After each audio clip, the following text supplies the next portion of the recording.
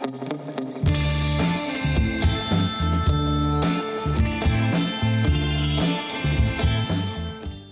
aftur í föstudagsþáttinn. Hún komin til mín í sófan, hún Fanney Kristjáns Snjóleifadóttir. Velkomin. Takk fyrir. Kjass, það eitthvað svona úr þínu nafni þá, upp á stöfum eitthvað? Já, hvað kjass? Ég hafði nú ekki hugsað þannig allavega til að byrja með, sko. Nei. Þetta sem sagt, mér langaði að gera hljómsveit utan útsetningarnar sem ég var búin að gera. Og af því að þetta svona jazzskotið, þá fannst mér kjass vera svona eitthvað kósí. Kallar á jazz einhvern veginn, en kjass?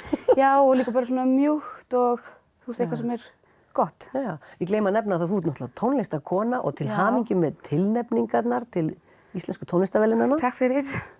Plata ársins, ekkert smá flott. Já, takk. Og svo varstu líka að fá listamannalaun. Já. Og hvað ætlarðu að gera við þau? Varstu búin að eyrnamerkja þau eitthvað? Já. Það ekki þannig að þessi hringdi þau bara nú. Þú ert nú búin að vera svo dugleg. Nei, þú ert að senda feita umsókn, það alveg á hreinu. Já. Og ég ætlaði nú bara að segja 1 mánuð og svo það ekki hægt, þannig sótt 3. Já. Og ég fékk sem sagt listamannalaunin til þess að gera heimildamyndina Maríu Elísabet. Af því að þú ert ekki einhöm í listinni, þú ert líka í kvikmyndagerð. Já, það gerðist nú bara óvart. Já, hvernig gerðist það? Anna Sæunn vinkona mín. Og mér langaði að halda áfram með Elísabetarverkefnið af því að þetta nú eiginlega bara, þú veist, þetta alveg efni í... Já, mörg einslög. Alltaf þegar ég byrja að tala Elísabetu, þá tala ég sko 20 mínútur. Já. En ef það bara svona styttri leiðina, hún var tónskáld? Já, hún var sem sagt tónskáld og bjó á næsta bæ við okkur á mínum kirkjustæði sveitinni sem Grænjastaður. Já. Og ég vissi ekki af henni. Fyrir bara fyrir 2 árum síðan og það sló mig af því að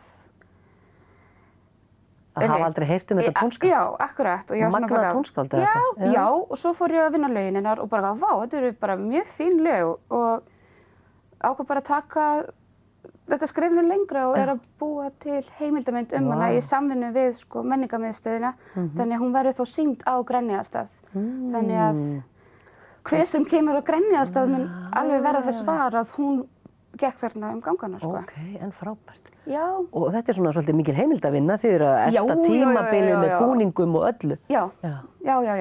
Og búin að lesa, sko, ógrynniga heimildum og svo var hún líka að skrifa í framtíðina sem var blað kvenfélagsins. Og mun tónlistin hennar hljóma í myndinni? Já, ég er búin að útsetja þau upp á nýtt. Og fekk fiðlu og selló leikara með mér og svo stúlknakórinn með líka stúlknakór Það verður mjög spennandi. Það verið að eftirvinna myndina. Já. Vitið eitthvað hvenær þið getið frumsýnt? Já, það sko, ég hef búin að vera að plana þessa frumsýningu alveg síðustu 2 ár og hún verður frumsýnd 19. júní í Hofi. Að sjálfsögðu 19. júní. Að sjálfsögðu 19. júní. Og það svona, kannski svona, ef einhver ætti að fá uppreist æru, þá það hún, finnst mér. En aftur að tónlistarkonunni, Fanney, þú verður með tónleika í Græna. Já. Segðu okkur aðeins. Svo við snúum okkur aftur á kjass. Já. Við ætlum að halda tónleika 2. maí á Græna hattinum. Og það bara mjög spennandi að taka það aftur upp úr kistunni svona. Af því að fyrir mér þá platan búin að vera svo lengi. Sem ég var, platan sem fékk tilnefninguna sem kom út í fyrra. Já, hún kom út 1. september. Og ég var svolítið hissa að fá þessu tilnefningu nefnilega af því að ég hef ekki verið að sinna raunni markaðsmálum sem skildi. Þú hefur upptekinn í öðru. Já, og það ekki mitt svona forte, sko. Mér finnst bara gaman að skapa og við vantar umboðsmann. Já, einhver þarna úti sem vil vera umboðsmaður. En það sem vel gert og gott, það fer sína leið væntanlega og skila sér. Já, algjörlega. Og þar kemur mér líka mjög óvart hvað hún búin að seljast vel. Af því að ég rauninni gerði þetta bara fyrir mig á mínum forsendum algjörlega og einhvern veginn var ekkert endilega að hugsa að einhver annar myndi hlusta á þetta. Ætli það sé ekki líka svona farsælast til árangurs bara ef þú ert með þína ástríðu, þig langar að gera þetta, bursið frá hvað markaðurinn vill, þá finnur fólk ástríðina og þá tengir það hlýtur að vera. En þetta frábært. En mér fannst það kom samt mjög óvart. Gleðilega óvart. Já, að ég selg svona 100 plötur og svo verður þetta bara, þú veist, á Amtsbókasafninu. Mikil væntingastjórnun í gangi þarna. En hvar selur hana? Er hún bara í öllum? Nei. Ég, einmitt af því ég er svona ein með þetta þá langar mig bara að ekki hafa samskipti við svo marga af því það getur truflað mig, eða þú veist.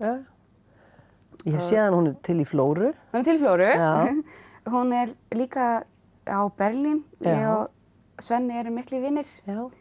Og ég vinn þar mjög mikið, þannig að það var mjög gott að hafa hana bara til sölu þar. Já. Og ég hef líka fætt svona stundum að stelast ef það er einhver sem ég þekki, bara heyrðu, ég ætti að fá plötuna þína, þá svona, við dans. Getur keypt hana núna. Já. Heyrðu, þetta er frábært. Hvenær fáum við að vita hverjir hljóta svo tónlistarverðlaunum þó að heiðurinn sé náttúrulega kannski aðalega vera tilnefndur? Já, akkurat. Er ekki eitthvað svona hátíð? Jú, það er sko kokteilboð og svona. Ég þarf að fara í fínan kjól. Ég er búin að finna kjól. Já, vel gert. Hann er dökkbleikur því að til bara að fagna kvenleikanum, sko. Og af því að þegar ég ólst upp þá var bleikur alltaf ljótur litur og maður átti nú ekki að vera svona eins og kona en svo eftir því sem ég eldist og þroskast þá leyfi ég mér bara að vera það og það er mjög, og finna styrkin í því að vera. Ekki frelsandi. Þetta er mjög frelsandi, en ekki vera alltaf, ég ætla nú ekki að vera eins og kona, af því að konur eru svo, þú veist, konur eru svo bara allt sem maður hafa verið og er ekki lengur. Já, það er alltaf tuðandi og alltaf með eitthvað vesen og kunni ekki neitt og kunni ekkert á tækni og eitthvað. Þú ert hætt í þessum pakka? Já, og líka af því að konur eru bara snilld. Þær eru svo... Það eru alveg með þetta? Það eru alveg með þetta. En hvenær er þetta, segirðu, sem að þið bleika kjólinn? Já, þetta er 13. mars. Þetta er bara handað við hornið? Það er bara handað við hornið. Það er mjög... Það er alltaf sjónvarpa frá þessum verðlaunum, Jú. Þess vegna þarf að vera fín kjól. Þannig að maður getur alveg sest og poppa og fylgst með. Við ætlum að enda þáttinn á því að fá að sjá brot úr myndbandi sem er búið að vinna við lag af plötunni. Já. Geturðu sagt okkur eitthvað þetta brot sem við sjáum? Eða lagið eða eitthvað? Eða hvenær þetta verður frumsýnt svona í heild sinni?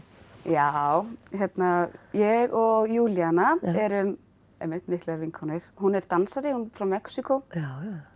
Og hreyfir sig á ótrúlega fallegan hátt. Og hún er búin að vera að vinna þessu myndbandi í töluverðan tíma. Og hann heitir Carlos sem er búinn að vera að vinna þetta með henni fyrir sunnan því hún flutti. Sem er, maður er alltaf svona smá sorgmættir með einhvern flytja suður. En já, þau eru búin að vera að vinna þessu myndbandi núna í allt haust. Og það er komið út og verður frumsýnt 8. mars í Mjólkurbúðinni. Já.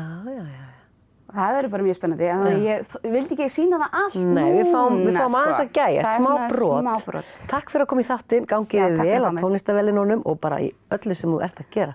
Takk sömuleiðis, María. Og þannig ætlum við að enda þennan föstudagsþátt, við ætlum að sjá brot úr nýju myndbandi frá Fanneyju, Kristjáns Snjólaugardóttur. Takk fyrir að horfa, við erum saman að viku liðinni.